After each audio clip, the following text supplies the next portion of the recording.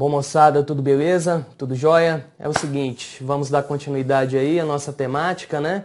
Relacionada à educação em sociedade.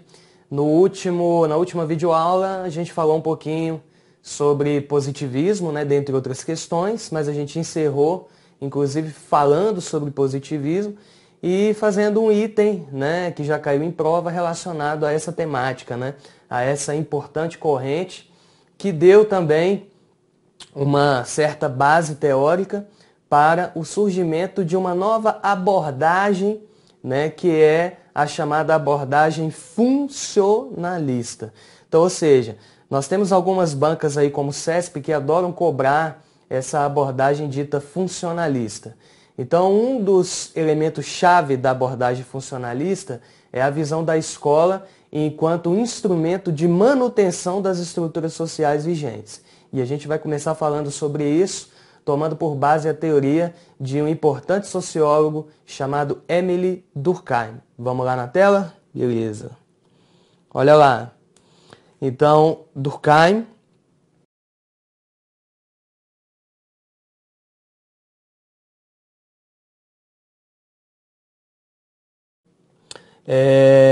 o qual iniciou essa teorização funcionalista, digamos assim, a partir da segunda metade do século XIX, né, e se estendeu aí durante a primeira, né, o iniciozinho da primeira metade do século XX.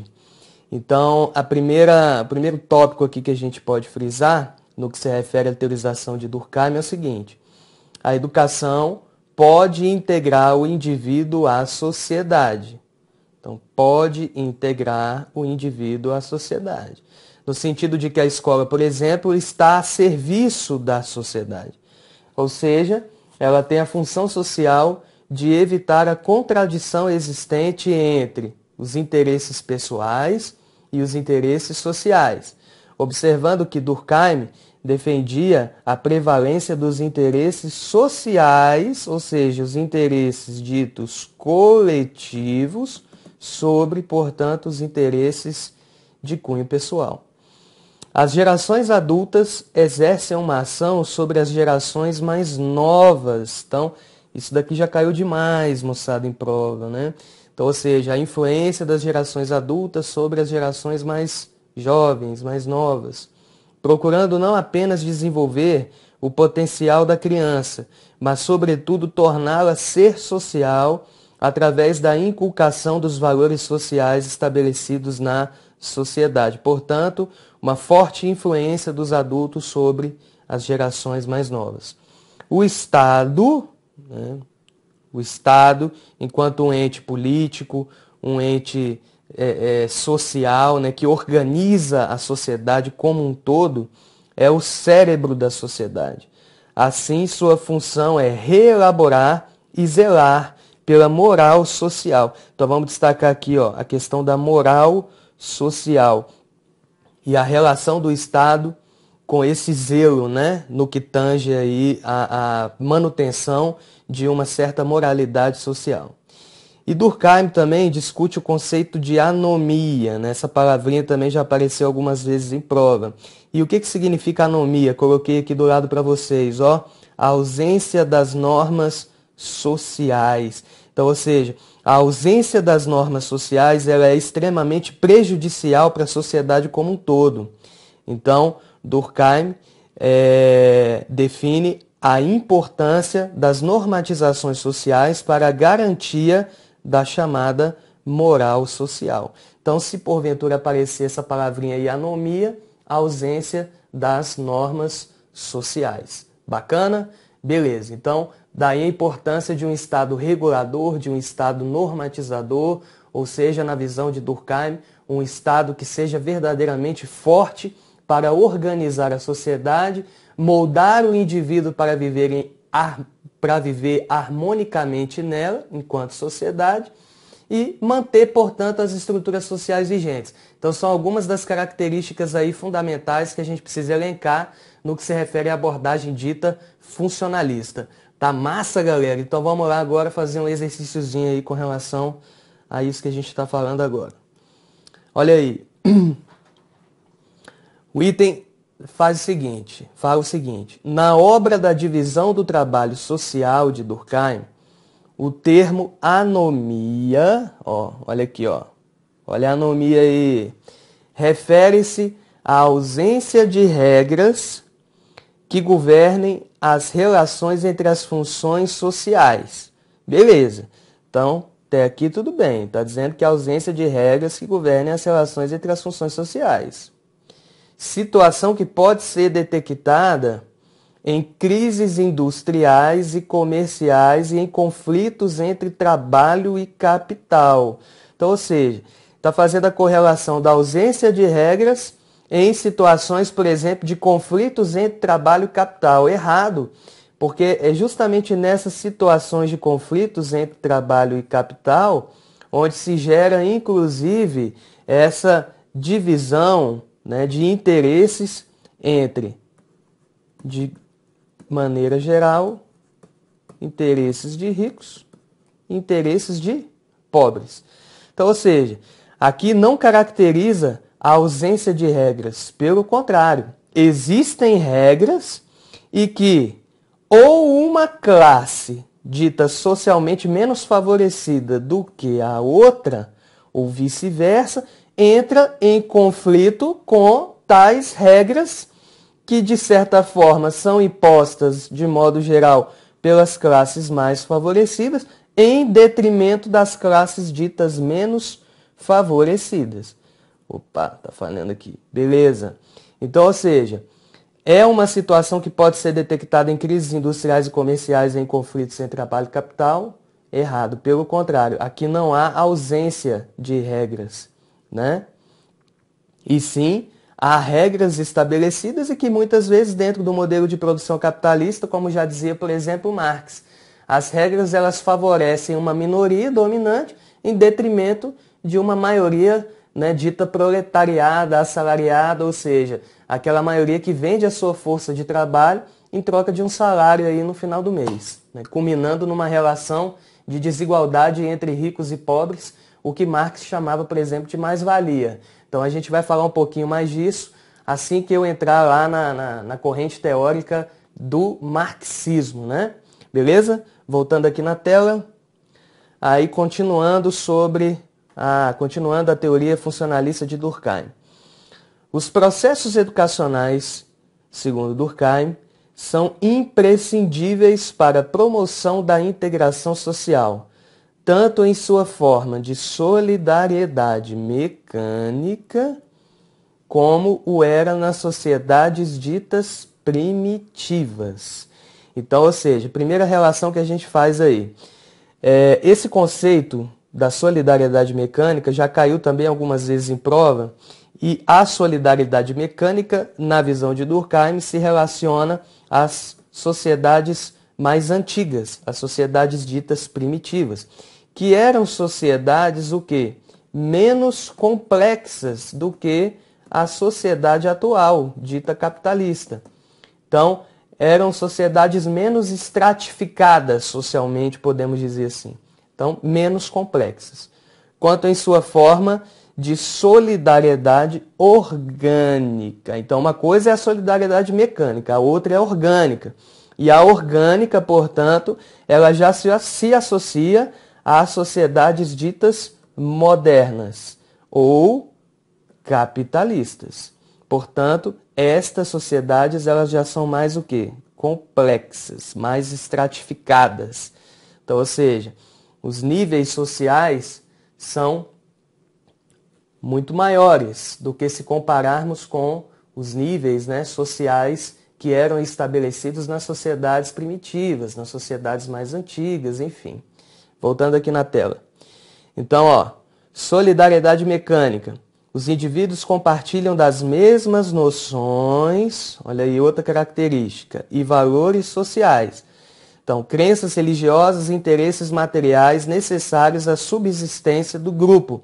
Então, essa questão do compartilhamento das mesmas noções tornava também essas sociedades primitivas, de certa forma, mais homogêneas, né? Já que elas compartilhavam as mesmas noções, as mesmas crenças, os mesmos valores sociais. E esses valores sociais eram transmitidos de geração para geração. E é o que a gente chama, inclusive, isso daí de educação difusa, né? Então é aquela educação transmitida pelas gerações mais velhas para as gerações mais novas, ou seja, trocando em miúdos de pai para filho. Tá joia? Voltando aqui na tela, é essa correspondência de valores que irá assegurar o que Durkheim denominava de coesão social, né? Então essa coesão social significava ou implicava uma harmonia social. Faltou um R aqui, né? Então, harmonia social. Então, uma sociedade mais coesa, né? Mais una, podemos dizer assim. E a solidariedade orgânica, além de não compartilharem dos mesmos valores, não compartilham dos mesmos valores, diferente da solidariedade mecânica. Dos mesmos valores e crenças sociais, os interesses individuais são bastante distintos, e a consciência de cada indivíduo também é mais o que? Acentuada. Então, ou seja, o nível de consciência de cada ser humano, de cada indivíduo estabelecido socialmente, né, na atualidade, é mais acentuado do que se comparado com o nível de conscientização da população há séculos atrás, até por conta da era da informação e do conhecimento que nós estamos vivendo atualmente, né? Então, hoje o ser humano ele tem tem um nível muito maior de acessibilidade às informações do que há anos atrás, tá certo? Eu sempre brinco e falo o seguinte: antigamente, por exemplo, a gente ter acesso a um tipo vou falar por mim aqui no ensino básico. Então, antigamente, para eu ter algum acesso a algum tipo de informação, etc., ou eu comprava, meu pai não tinha condições, mas ou comprava uma enciclopédia, Barça, por exemplo, comprava lá um conjunto de enciclopédias e tinha isso dentro de casa, ou você tinha que sair da tua casa e ir para a biblioteca na escola para fazer o trabalho. Hoje não, hoje você acessa pelo smartphone, né, ou qualquer acesso à internet via qualquer tipo de aparelho aí tecnológico que nós conhecemos hoje. Você, pela internet, pelo Google, você vai lá e acessa tudo que você quer, qualquer tipo de informação, sem precisar sair de casa. Então, as sociedades capitalistas, elas de certa forma são sociedades mais individuais, né, individualistas. Então, seres individualistas e seres que têm uma consciência, né, um nível de consciência maior do que se comparado às sociedades ditas mais antigas, né, ou sociedades consideradas aí por Durkheim como sendo sociedades primitivas, beleza? Então, voltando para cá, então vamos destacar aqui, os interesses individuais são bastante distintos e a consciência de cada indivíduo, portanto, ela é mais acentuada. Então, vista essa diferença entre solidariedade mecânica e solidariedade orgânica, observando que primeiro parte-se da solidariedade mecânica, por estar associada às sociedades ditas primitivas, para depois, né, chegarmos com o capitalismo a uma sociedade ou a sociedades ditas mais complexas, as quais, né, Durkheim conceitua enquanto solidariedade orgânica. Eu estou com Marx aqui na cabeça, beleza? Vamos lá. Na tela, vamos fazer aqui o exercício. Um itemzinho aí de prova. Historicamente, a solidariedade orgânica precede a solidariedade mecânica. Então, o que eu acabei de falar, né, pelo que a gente acabou de dizer aqui, o item está errado, né? Então, ou seja, não é a solidariedade orgânica que precede a mecânica, e sim o contrário. É a solidariedade mecânica que precede a solidariedade orgânica. Ficou claro? Então é só lembrar. Solidariedade mecânica, sociedades ditas primitivas. Solidariedade orgânica, sociedades mais complexas e, portanto, representando as sociedades ditas modernas ou capitalistas. Massa? Vamos lá. Outra questão, a educação em uma abordagem funcionalista, então vamos destacar aqui, ó, é essencialmente um meio de socialização dos indivíduos, a fim de torná-los membros, então a socialização dos indivíduos, a fim de torná-los membros de uma dada estrutura social pré-estabelecida, exercendo, portanto, a função de integração social. Bacanérrimo. Então o item está certinho, tomando por base o que nós acabamos de falar, então, sobre a abordagem funcionalista. Então, mais uma vez, deixando claro, qual que é o papel da escola aqui dentro da abordagem funcionalista? Hein, moçada? Manutenção da sociedade, ou seja, das estruturas sociais vigentes. Em um outro ponto, a escola molda os indivíduos para viverem o que? Harmonicamente em sociedade. Bacana? Então, não implica em transformação, em mudança social. Pelo contrário, é a manutenção dela, a permanência dela. E aquele ditado, o time que está ganhando não se mexe. Então, vamos manter as estruturas sociais vigentes. E a escola tem um papel preponderante nessa manutenção das estruturas, dos valores socialmente, né, constituídos ao longo da história humana. Tá massa? Vamos lá agora, continuando aqui. Vamos falar de um teórico também, que algumas bancas como o CESP gostam de cobrar aí de vez em quando. O sociólogo húngaro chamado Karl Mannheim.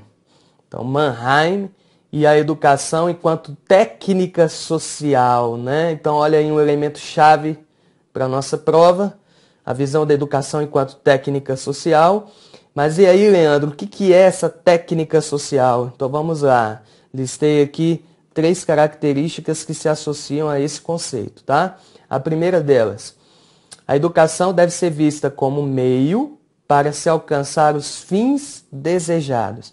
Então, ou seja, educação enquanto um instrumento para o alcance de certos objetivos. Bacana. Segundo, tem como finalidade controlar a natureza, controle, tá vendo? Controle da natureza e a história do homem e a sociedade, desde uma perspectiva democrática. A educação deve ser compreendida como técnica para se influenciar, olha aqui, influenciar o comportamento humano e como mecanismo, ou seja, instrumento para quê, galera? Para o controle social.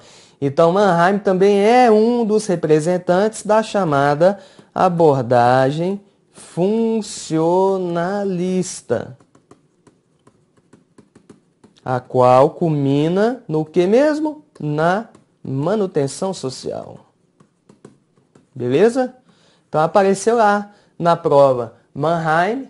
Então as ideias, elas são similares às de Durkheim no aspecto o quê? No aspecto da manutenção social, sendo que a escola, portanto, tem um papel preponderante em todo esse percurso, ou seja, em todo esse processo aí. Bacana. Vamos lá. Aí aqui, ainda sobre Mannheim.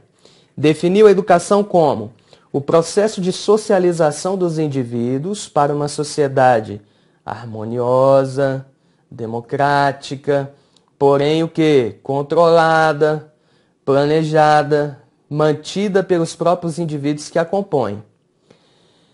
A pesquisa é uma das técnicas sociais necessárias para que se conheçam as especificidades históricas. Então, Mannheim falava da importância da pesquisa, no processo educacional. A pesquisa enquanto uma das técnicas sociais necessárias. O planejamento é a intervenção racional e contribui na correção de certas distorções e defeitos sociais, né? Então, ou seja, a importância da intervenção racional através do planejamento por parte, por exemplo, do Estado, né? O Estado que planeja que intervém e que contribui na correção de certas distorções e defeitos sociais, né? Em particular aqueles indivíduos que estão fora da curva, digamos assim, né? Que estão, de certa forma, fugindo às regras socialmente estabelecidas. E o instrumento que por excelência põe em prática os planos desenvolvidos é a educação. Então a educação enquanto um elemento-chave para que se ponha em prática todas essas questões aí pontuadas, portanto, por esse sociólogo intitulado Karl Mannheim. Vamos lá agora fazer aqui um exercíciozinho de prova. A concepção da educação como técnica social desenvolvida por Karl Mannheim difere da função da educação como integração social apresentada por Durkheim.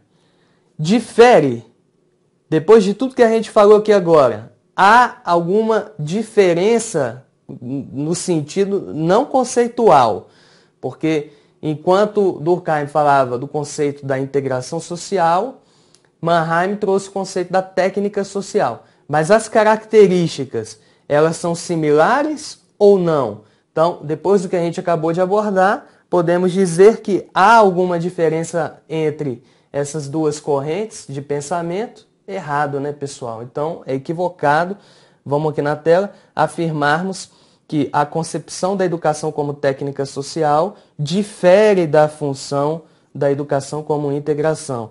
Ambas compreendem a escola enquanto um instrumento que de manutenção social. Então o item já está o quê? Errado. Vamos ver aqui, ó. Para Mannheim, a função da educação é a transformação social. Ó, errado.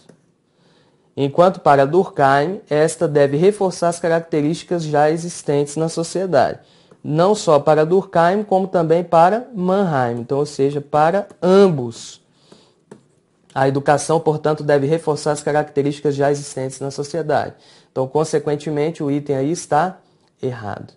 Vamos falar de um outro teórico também de abordagem funcionalista, que é o norte-americano Talcott Parsons. Então, Parsons dizia o seguinte, que a educação contribui para a formação de sistemas sociais, assim como para a sua integração, então a integração do indivíduo na sociedade, assim como a manutenção dos valores socialmente pré-estabelecidos, servindo novamente de base para uma abordagem dita funcionalista. Ok? Beleza. Olha aí um exercício de prova que já citou Parsons. Para Parsons, a igualdade entre os competidores no início da escolarização é o fator fundamental para garantir uma seleção justa ao longo do processo de educação. Então, quando se fala da igualdade entre os cidadãos, a igualdade entre as pessoas, isso daqui é um preceito, inclusive, difundido no modelo capitalista, né? A gente sabe que na prática isso é inexistente, né?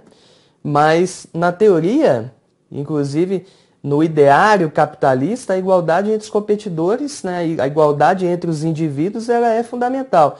E quando se fala de competição, aqui tem um dos princípios liberais aí, que é justamente a chamada livre concorrência, né? A livre concorrência no mercado. E a livre concorrência, ela agrega o princípio da competição. Isso é fato, né? Então, a igualdade entre os competidores no início da escolarização é um fator fundamental para garantir uma seleção justa ao longo do processo de educação, correto, né?